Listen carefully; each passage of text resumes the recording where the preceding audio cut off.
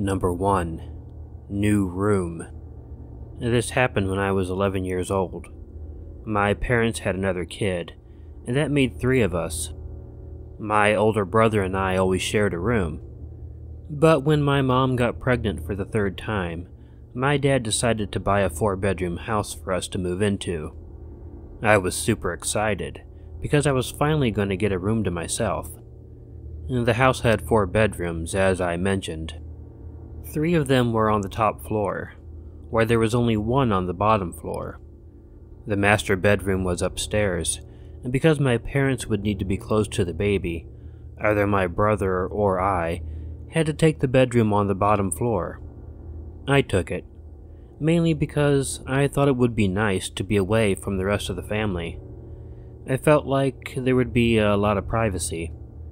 I enjoyed the room a lot, but being on my own while sleeping for the first time in my life was a bit scary. My bed was put right under a window, so I could look out the window while laying down to see the stars or the big tree in the backyard. I liked that about it. It gave me a little bit of comfort that I needed at the time. We had been in the house for a couple of months when I was sleeping.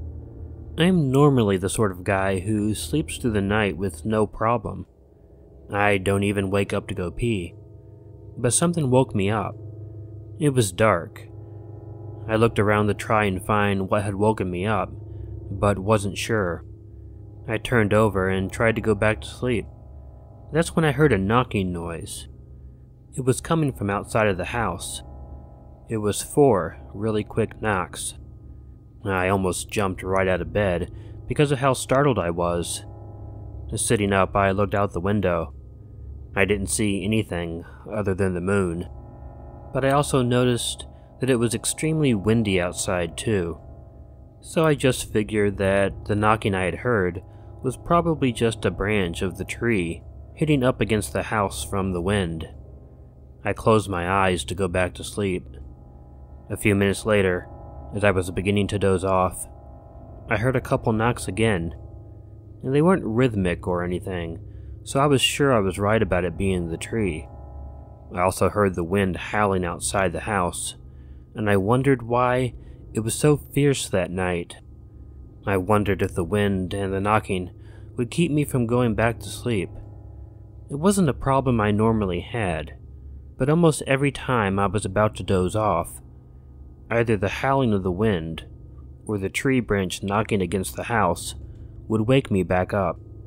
The only good thing was that I didn't have school the following day, so I wasn't worried about having to get up at any particular time. I'm not really sure how long I laid there, trying to go back to sleep. If I had to guess, it seemed like it was over an hour. I tossed and turned, and finally rolled over on my back in frustration. I opened my eyes, meaning to take a look over at the clock and see what time it was. However, as soon as they were opened, I was first looking up out the window, and I jumped, startled, when I saw someone standing outside the window. He was wearing a plastic mask that had dark eyes, but I could tell he was looking down at me. I was at first just too scared to move, but when the guy raised his hand up and knocked on the side of the house 4 times, that was enough to break me out of whatever paralyzed state I was in. I jumped up and ran out of my room, screaming for my dad. I went up the stairs, and my woken father met me in the hallway. I stayed with my mother while my dad took his gun and went to check the house, both inside and out. There wasn't anyone around. He must have left when I ran away screaming. Of course, I couldn't go back in that room right away, so I slept in my brother's room for that night. Eventually, I was able to go back to my room about a week later. We moved the bed away from the window, and my dad put shades on the window too. I don't know who the guy was. I don't know what he wanted, but I assume it was actually just to scare me. And some people get their rocks off on that sort of thing. But it seemed it was true also, because he never came back. But for a long time, the slightest sound of wind or a knock would terrify me.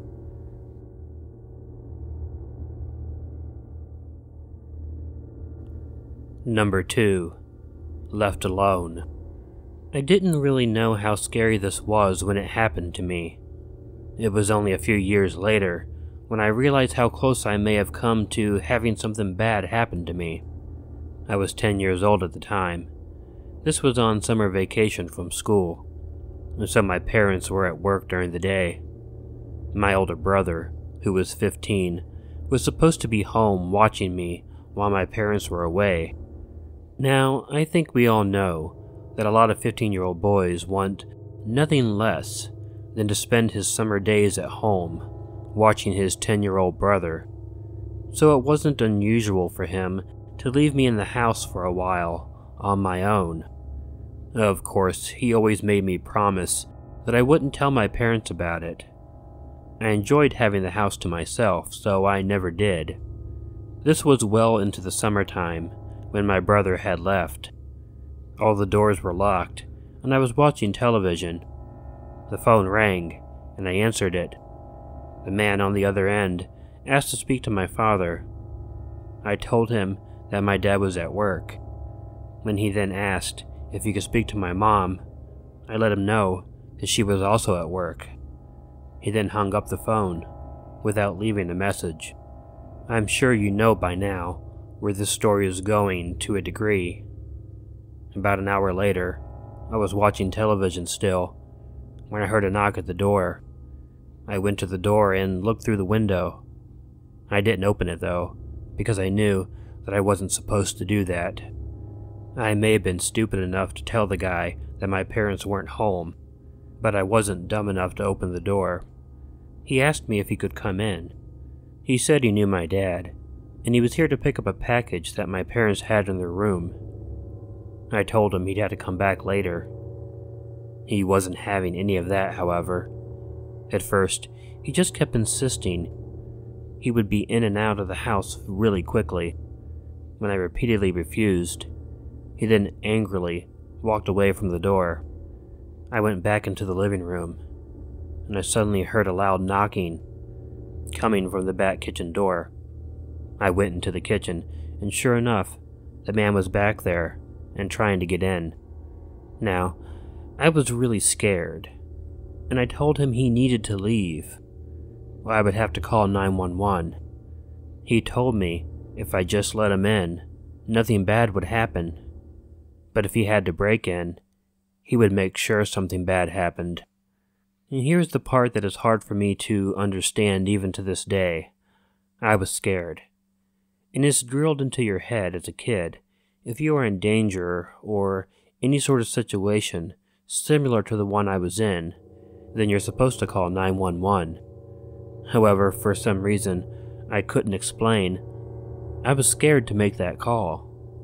So I didn't.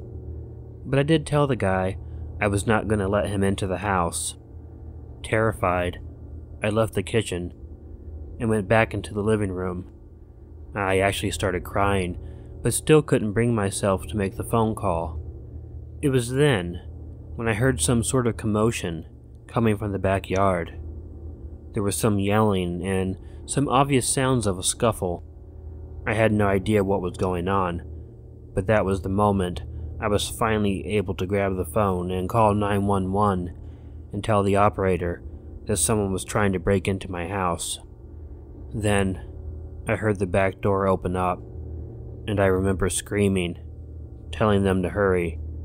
However, it was my brother who walked into the room. He was carrying his baseball bat with him, as he had gone off to play baseball with his buddies. He checked to make sure that I was okay, apologized for not being there, and let me know that I was safe. It was only a few years later that I was finally told what had happened. We had thick doors, and it was unlikely that the man would have been able to get in. But when my brother was returning from his game, he was coming the back way. He saw the man climbing up the side of the house, trying to get to a second-story window that just happened to be open. That was when my brother attacked the intruder with a baseball bat. When the man fell from the side of the house, my brother gave him the beating of his life. Had my brother just been 5 minutes later, the man would have been able to get into the house from that open window. And then, who knows how the story would have ended.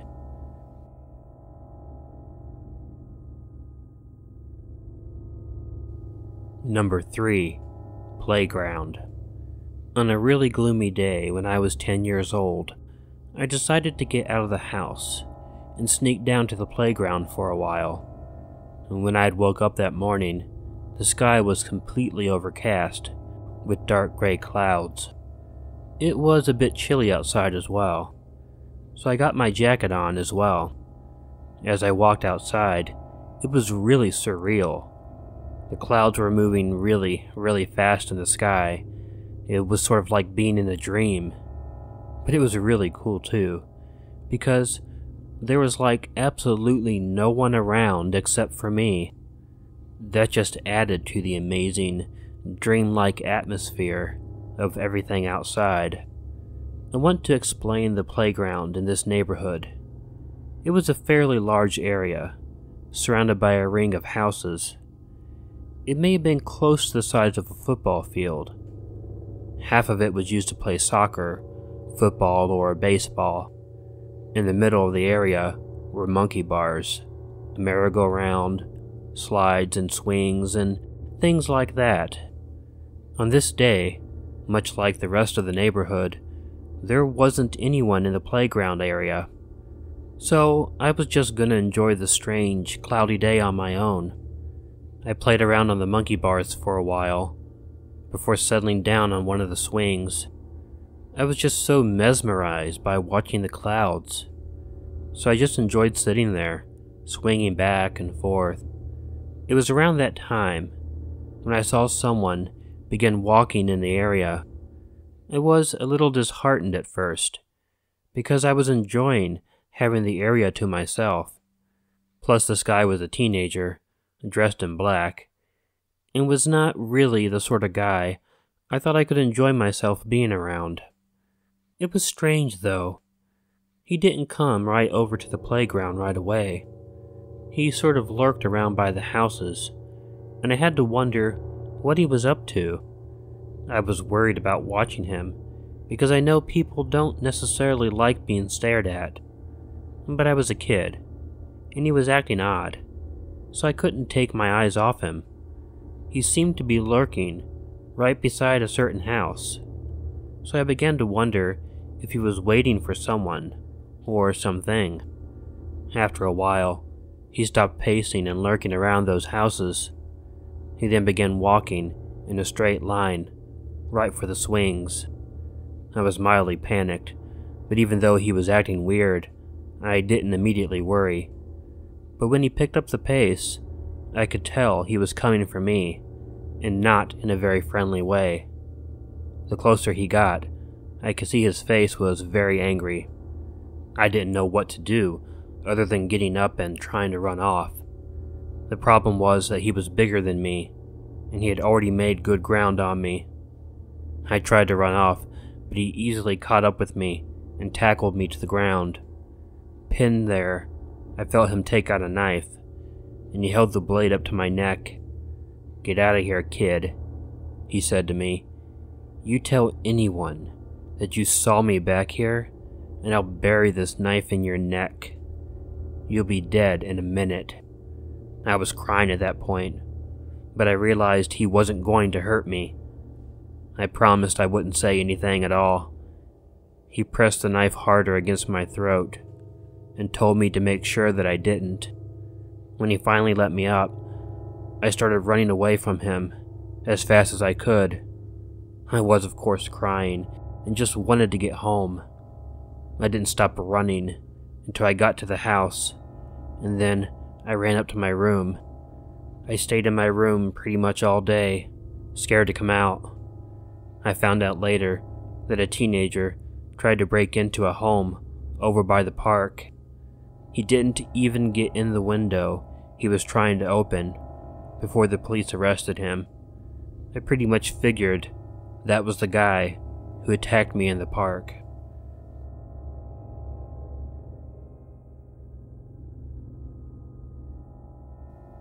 Hey y'all, Killer Orange Cat here. If you want to read print versions of these stories, you can do that at the Killer Orange Cat subreddit. There is a link provided in the description.